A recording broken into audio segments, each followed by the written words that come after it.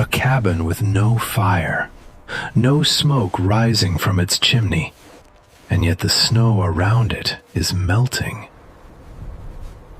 In the dead of a Montana winter, where men burn through wood just to stay alive, that should not be possible. They said the woman inside had lost her mind. They said grief had hollowed her out, left her digging into the earth like something that didn't belong among the living. But when the blizzard came, hers was the only door in Bitter Creek Basin that never froze shut. The morning the snow began to melt, Eliza Wren stood barefoot on her cabin floor and didn't shiver. That alone was enough to frighten her. The winter of 1876 had already buried 2 homesteads under drifting snow. The wind came down off the ridge like a blade, and every night the cold pressed harder against the walls. Inside most cabins, fires burned without rest. Wood was split until hands cracked and bled. Men woke every few hours to feed the flames, or risk not waking at all. But Eliza's fire had gone out some time before dawn. And still, the air inside her cabin held warmth. Not comfort, not yet, but enough that her breath no longer turned to frost in front of her face.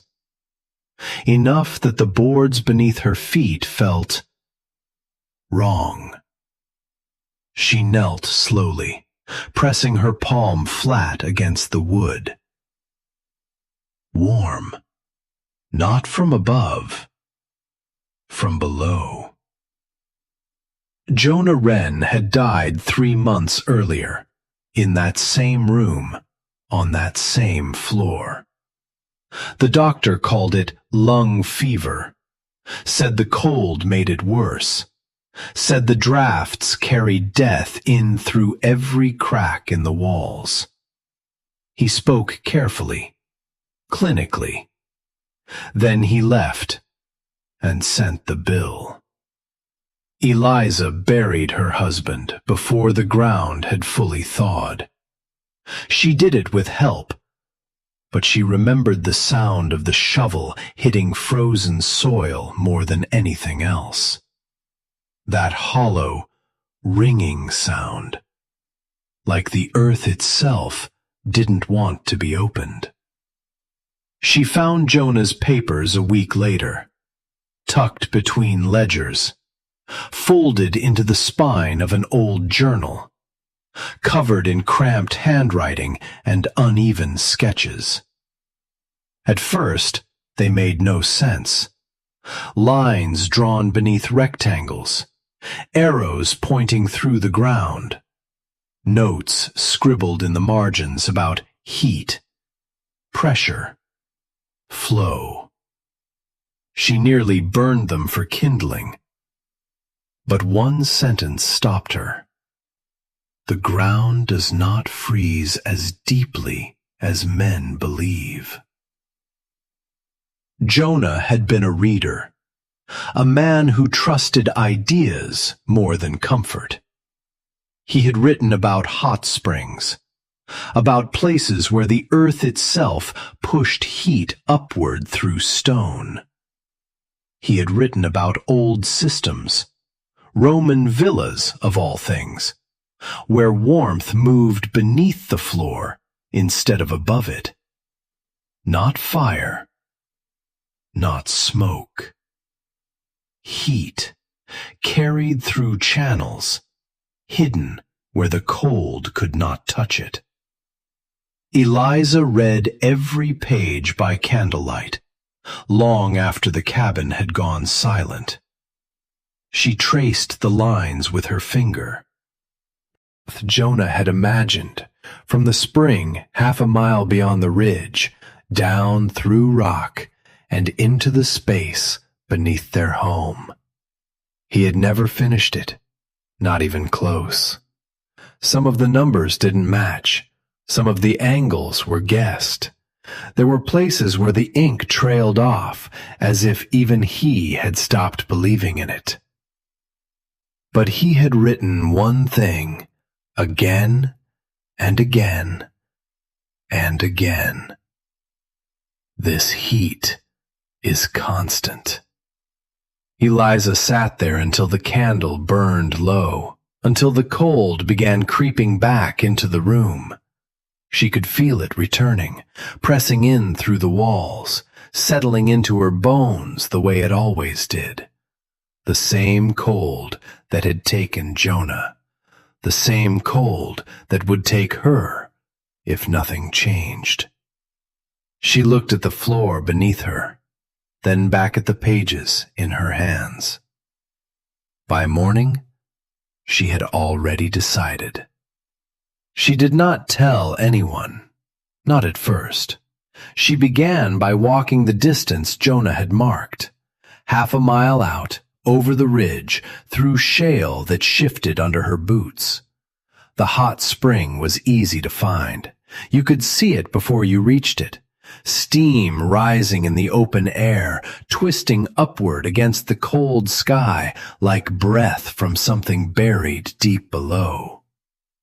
Eliza stood at the edge of it, watching the water churn, listening, trying to understand what kind of force could push heat through frozen earth without ever stopping. She knelt and dipped her hand into the water. She pulled it back fast, too hot, not boiling, but close enough to burn if you weren't careful. Jonah had written, "Too much heat is as dangerous as none." Eliza looked back toward the ridge, toward the direction of her cabin, barely visible against the snow.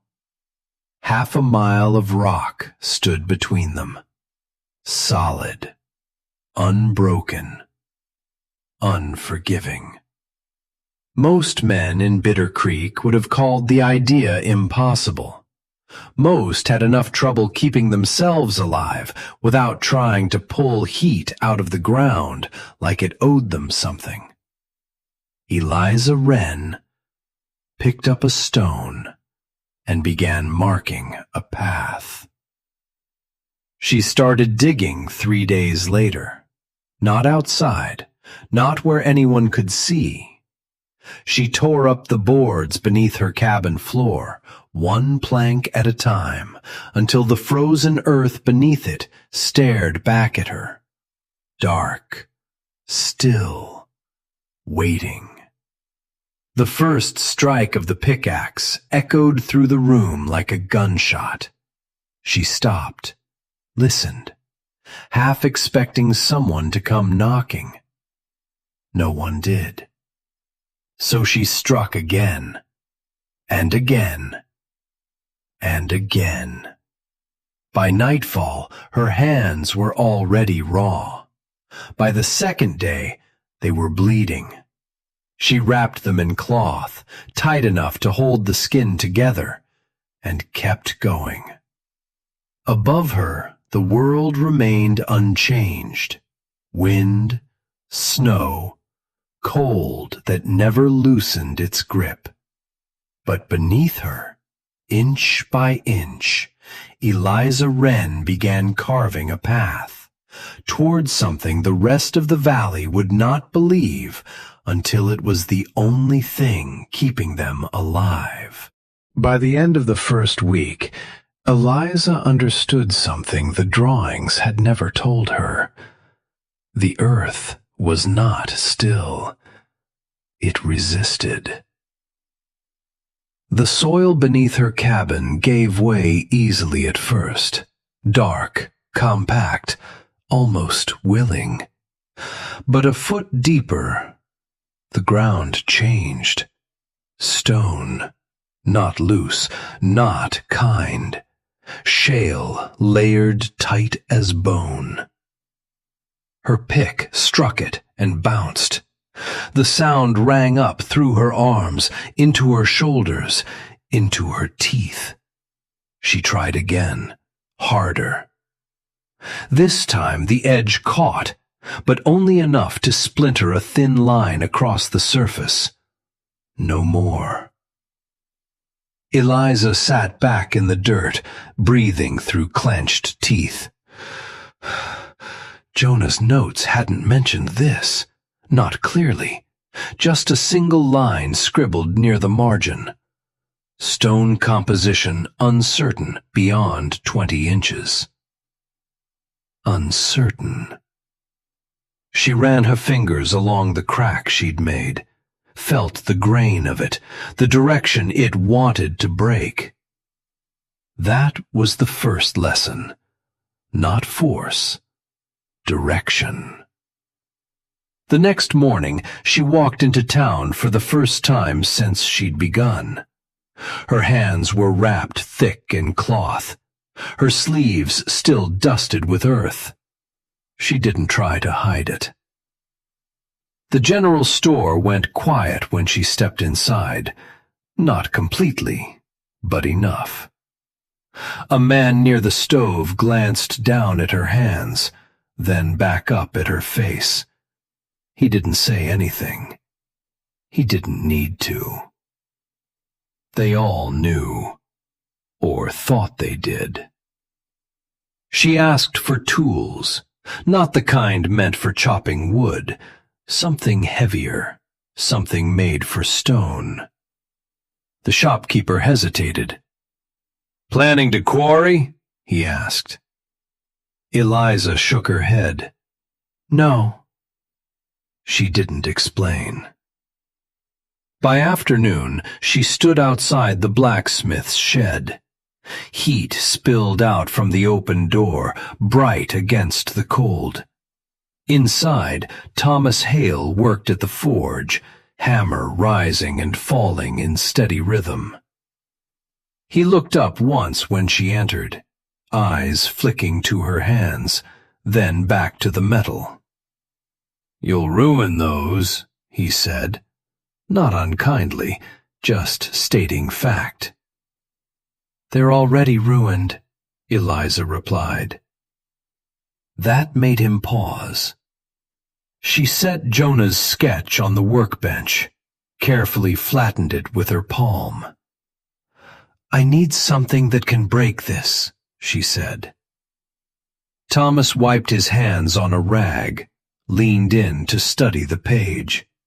Long seconds passed, only the sound of the forge breathing between them. "This isn't woodwork," he said finally. "I know." He tapped a section of the drawing, the line that cut through the ridge.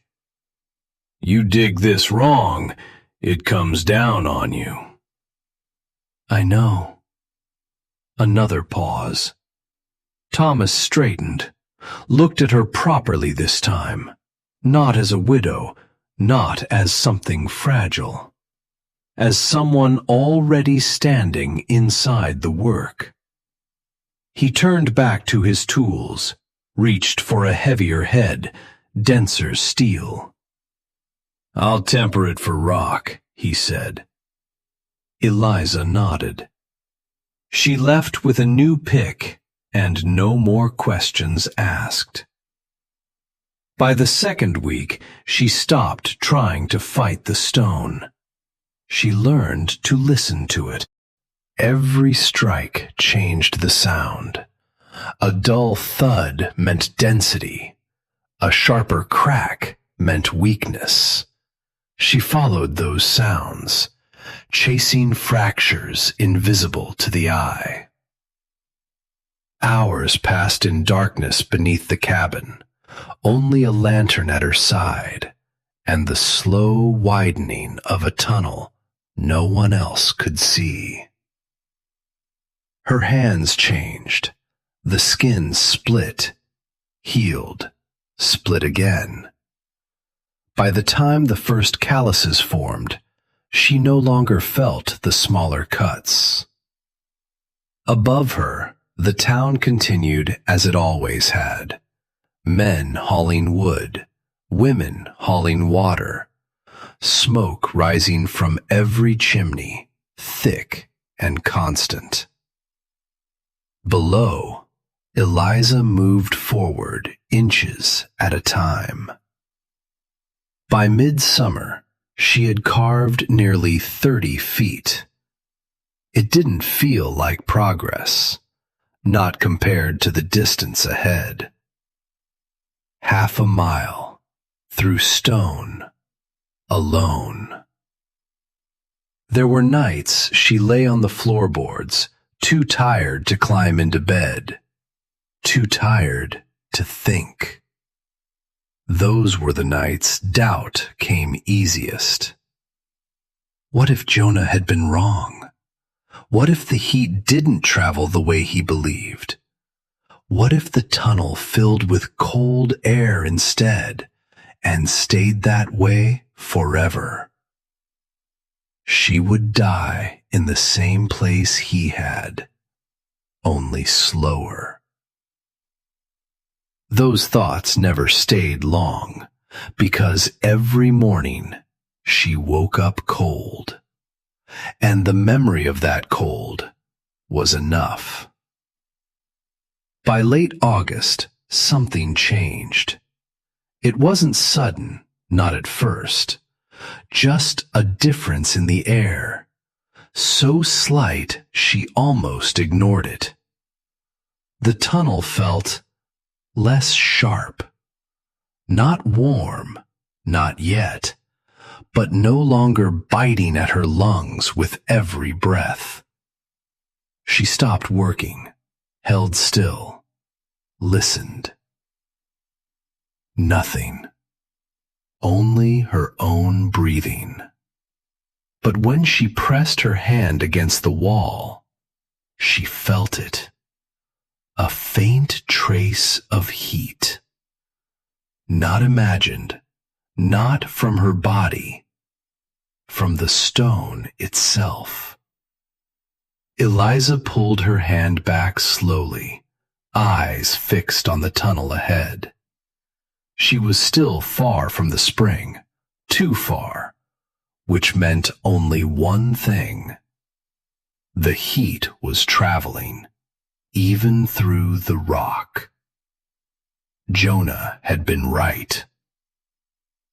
And for the first time since she began, Eliza allowed herself to believe this might actually work. She picked up the tool again and drove it forward with a little less doubt and a little more purpose. Above her, no one noticed the difference.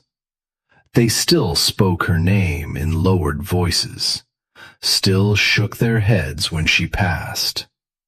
But beneath the cabin floor, hidden from all of them, Eliza Wren had found the first sign that the earth was not her enemy.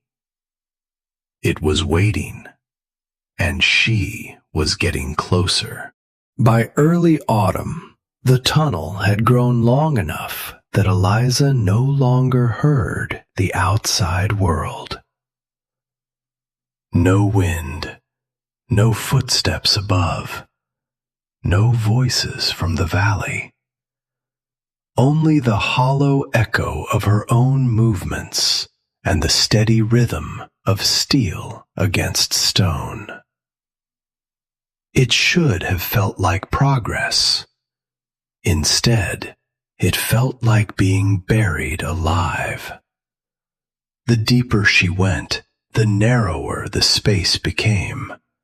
Not by design, by necessity. She had learned quickly. A wide tunnel took too long, used too much strength. So she carved only what she needed, enough to crawl, enough to work, no more. At times, she had to lie on her side to swing the pick. At others, she worked on her knees, back bent, tilted to avoid the low ceiling. The air grew heavier there, warmer, but harder to breathe. She started bringing a second lantern, not for light, for proof. If the flame burned clean, she kept working. If it flickered too low, she stopped. Jonah had written nothing about air. That was her second lesson. Heat could travel. Air could fail. One afternoon, somewhere past what she guessed was 80 feet, the stone changed again. Not harder, looser. At first, it felt like a gift. The pick sank easier. Chunks fell away faster. She worked faster. Too fast. The first crack didn't sound wrong, just different. A low shifting sound deep behind the wall. Eliza froze. The lantern flame trembled. Then the ceiling gave. Not all at once, just a section. Enough.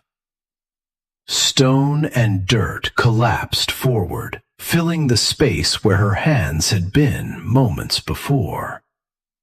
The force knocked her backward. The lantern tipped. Light spun wildly across the walls. Then everything stopped. Silence. Thick. Pressing. Eliza didn't move. Didn't breathe. She waited. 1 second. 2. 5. Nothing else fell. Slowly, she pushed herself up. The tunnel ahead was gone. Buried. Packed tight with loose earth and fractured stone. If she had been 1 step closer, she would not have made it out. Her hands shook, not from pain, from the realization. She crawled backward, out of the narrow section, out of the pressure, back toward the opening beneath her cabin. When she finally climbed out, the cold air hit her face like water. She stayed there on the floorboards, on her back, staring up at the ceiling. Breathing. For a long time, she didn't go back down. The town heard about it anyway. Not from her. From the dirt. From the way it clung to her clothes when she walked into town 2 days later. From the stiffness in her movement. From the silence she carried with her. They didn't ask what happened. They told her. "You're going to kill yourself down there." A man outside the store said it plainly. Not cruel, just certain. Another shook his head. "Once, it'll do it again." Someone else added, "You won't even be found." Eliza said nothing. She bought more timber, more supports, more tools she hadn't needed before. When she stepped outside, Reverend Whitlock was waiting. He didn't raise his voice, didn't accuse. That would have been easier. Instead, he spoke softly, measured. "There is a line," he said, "between endurance and defiance. Eliza met his gaze. He continued, "What you are doing beneath that cabin, it is not natural." A pause. "You dig into the earth as though it owes you something." Another pause. "And the earth does not forgive that." The wind moved between them, cold, sharp. Eliza shifted the weight of the tools in her hands. "I'm not asking it to forgive me," she said. Then she walked past him. That night, she went back down, not with the same certainty, but with something steadier. Caution. She studied the collapse, touched the loose soil, watched how it shifted. Then she began again. This time, she built as she moved. Timber supports driven into place, crossbeams fitted tight against the ceiling. Every few feet, she stopped to brace the walls. Slower, much slower, but stronger. Days passed, then weeks. The tunnel advanced again, and with it, the warmth. Stronger now, no longer a question. The air changed first, then the stone. At times, she could feel it before she touched anything, a difference in pressure, a softness in the cold. She began working without gloves, not because her hands had healed, but because she needed to feel it. The heat was her guide now, not the drawings, not the distance. The earth itself. By late October, the nights above ground began to freeze. Frost crept across windows, water buckets iced over by morning. Inside the tunnel, Eliza wiped sweat from her brow. The contrast felt unnatural, dangerous. She remembered Jonah's warning. Too much heat. She slowed again, measured the slope more carefully, adjusted the angle of the trench. If the water came too fast, too hot, it would not warm the cabin. It would destroy it.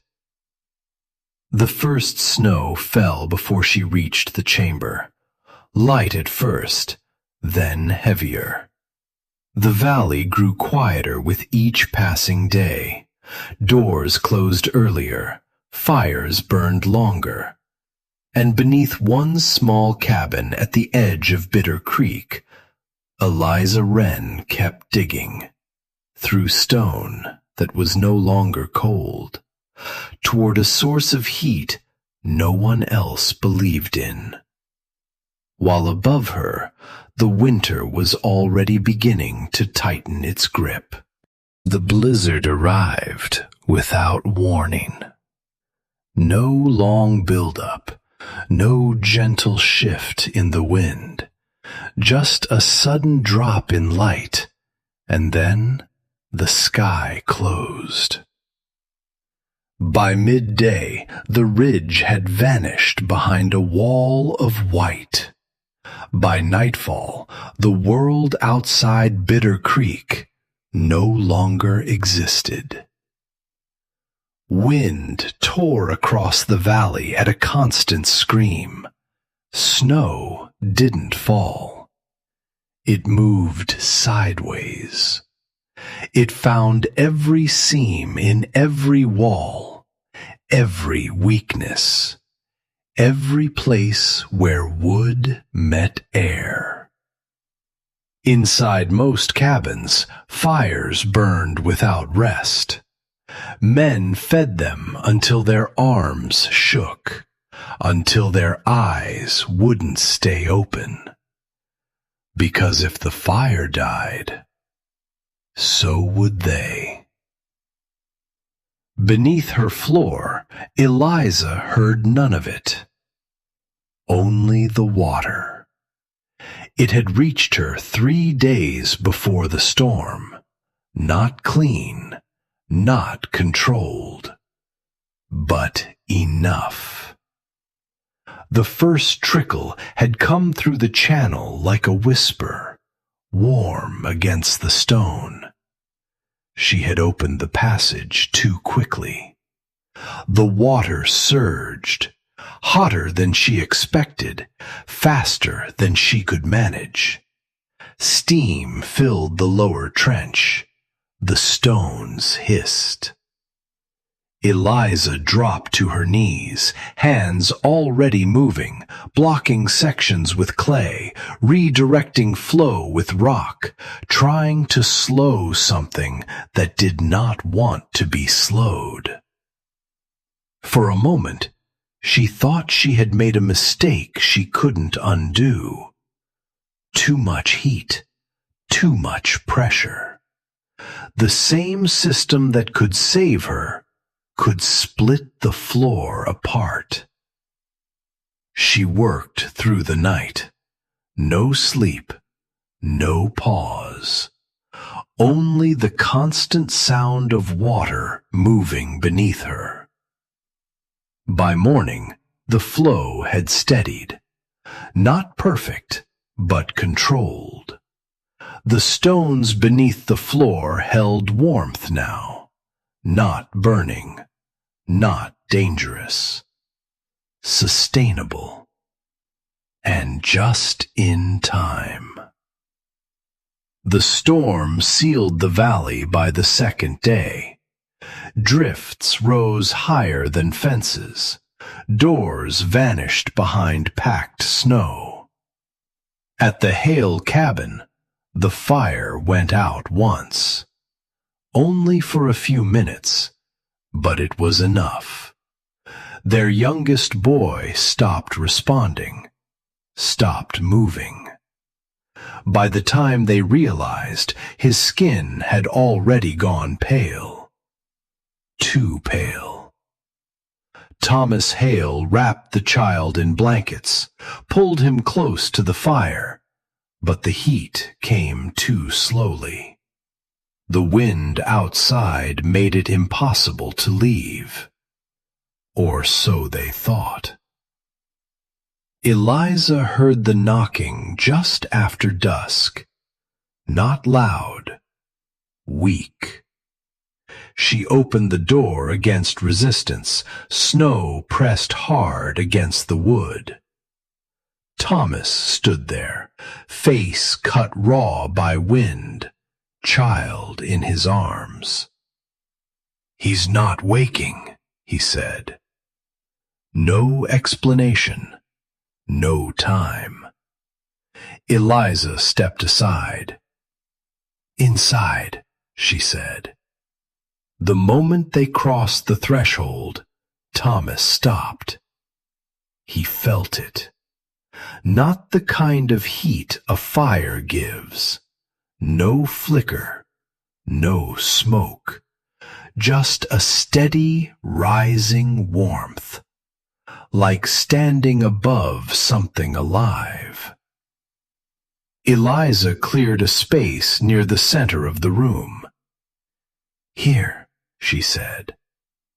They laid the boy on the floor, not near the stove, but over the stones. Eliza pulled up a section of plank. Beneath it, water moved through narrow channels, slow, controlled, radiating heat into the stone itself. Thomas stared, didn't speak, didn't need to.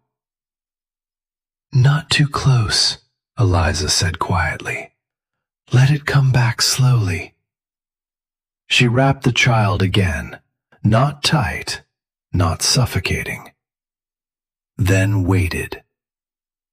Minutes passed. The wind howled outside. The cabin walls creaked under pressure. But inside, the heat held. steady, unmoving. The boy coughed first, small, barely there. Then again. Color returned to his lips. Thomas let out a sound, half breath, half something breaking loose inside him. By morning, word had spread, not by choice, by necessity. Another knock, then another. A woman with frostbitten fingers, an older man who couldn't stop shaking, a mother with a child burning with fever from the cold. Eliza opened the door each time. No questions, no explanations, just space. The cabin filled, not with noise, with quiet. People sitting close to the floor, hands pressed against wood that should have been frozen, feeling heat rise where no fire burned. Outside, the storm reached its worst. 3 days without break, 6 feet of snow, wind strong enough to strip bark from trees. In other cabins, fires failed, wood ran out, and the cold finished what it had started. Inside Eliza's cabin, no one died. Not that night, not the next. The heat did not flicker, did not weaken. It simply continued, drawn from somewhere beneath them all, through stone, through water, through a path carved by one pair of hands. On the 4th day, the storm began to ease, not all at once, but enough. The wind lowered, the sky opened, and for the first time in days, the valley could see itself again. Snow buried nearly everything, except one thing. Around Eliza Wren's cabin, the ground was already beginning to show. Dark patches pushing through white, melting. Proof of something no one could deny anymore. When the storm finally passed, the valley did not return to what it had been. It couldn't. Snow lay deep across Bitter Creek Basin, covering fences, burying paths, reshaping the land into something unfamiliar. Men stepped outside and stood still, as if unsure whether the world they were looking at was the same one they remembered. Then they began to count. Cabins, families, names. Some doors did not open. Smoke did not rise from every chimney. And in the quiet that followed, people understood what the storm had taken. They also understood something else. Every person who had stepped through Eliza Wren's door was still alive. By afternoon, men began digging paths, not for wood, not for supplies, for answers. They made their way to the edge of her property, boots sinking deep into thawing snow. They stopped before they reached the door, not out of fear, out of something closer to hesitation, because the ground around her cabin was bare, not completely, but enough. Enough to see dark earth beneath the white, enough to feel warmth rising through the soles of their boots. Impossible and undeniable. Thomas Hale stepped forward first. He didn't knock. He opened the door. Inside, The air was calm, not hot, not stifling, just steady. The kind of warmth that did not demand attention, that simply existed. Eliza stood near the center of the room, hands marked with old cuts and new calluses, watching them enter. No pride, no relief, only quiet. "Show us," someone said. Not a command, a request.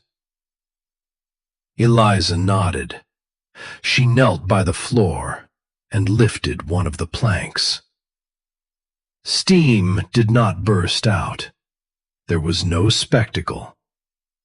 Only water, moving through channels of stone, slow and controlled, carrying heat from somewhere deeper than any of them had ever considered.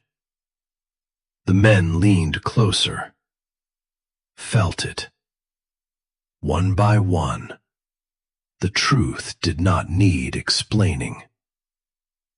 It spread through the valley faster than any rumor, not because Eliza spoke, because others did.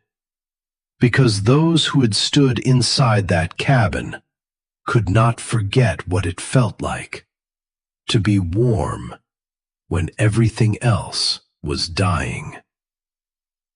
In the weeks that followed, the work began again, not in secret, in daylight. Men who had once shaken their heads now carried timber to her door. Tools were brought without being asked. Thomas stood beside her, not as a teacher, not as a leader, but as someone who understood the cost of learning too late. They dug new paths, shorter, safer. Not every cabin needed a half-mile tunnel, but every home needed something, some way to hold heat without burning through life to keep it.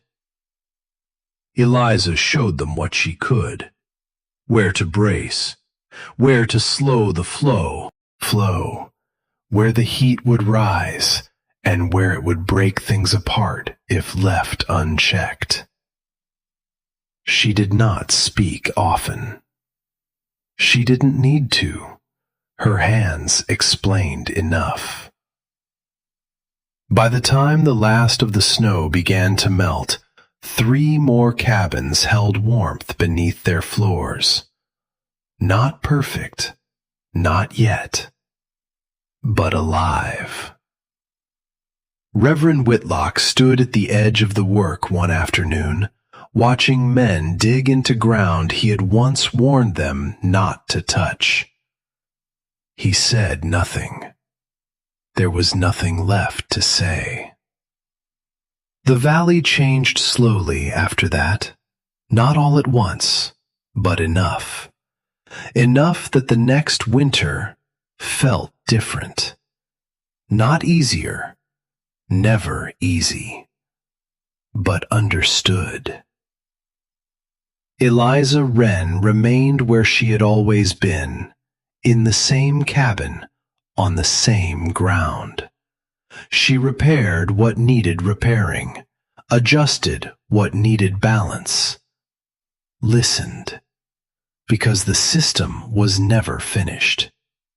The earth moved, the water shifted, the heat changed. And if you stopped paying attention, it would take back everything it had given. On certain mornings, when the cold settled deepest into the valley, you could still see it. Before the sun rose, before the fires were lit. A thin line of dark earth, tracing its way outward from her cabin.